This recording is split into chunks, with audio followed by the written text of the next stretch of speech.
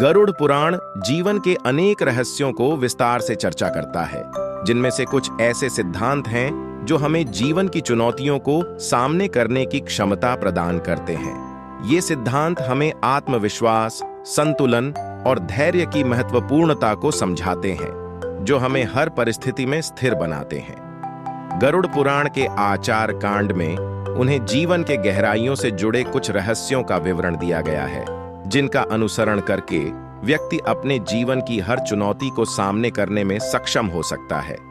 ये गूढ़ बातें जीवन में परेशानी का कारण बन सकती हैं, और इसलिए हमें इन गलतियों का अनुभव नहीं करना चाहिए। गरुड़ पुराण 18 पुराणों में से एक महत्वपूर्ण पुराण माना जाता है।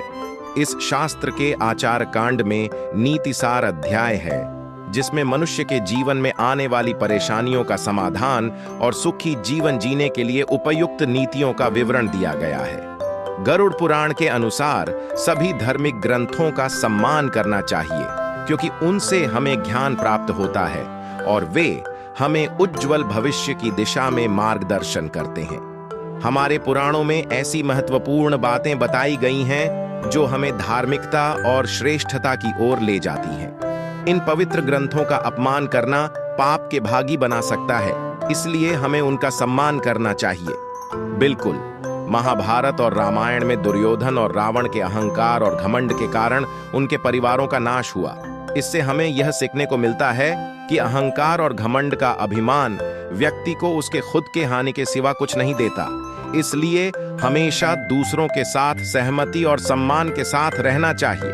अहंकार से बचकर हम न केवल अपने बल्कि अपने परिवार के भी भले की ओर जाते हैं। गरुड़ पुराण में बताया गया है कि हमें कभी भी अपने से बड़ों का अपमान नहीं करना चाहिए, विशेषकर अपने माता पिता का। उनका सम्मान करना हमारा धार्मिक और सामाजिक दायित्व है। जिन लोगों ने अपने माता पिता का अपमान किया है, उन्हें सच्ची खुशी नहीं मिलती, क्योंकि उनके कृत्य उन्हें अंतरंग रूप से दुखी बना देते हैं। हमें अपने कर्मों पर ध्यान देना चाहिए, न कि दूसरों के कर्मों पर।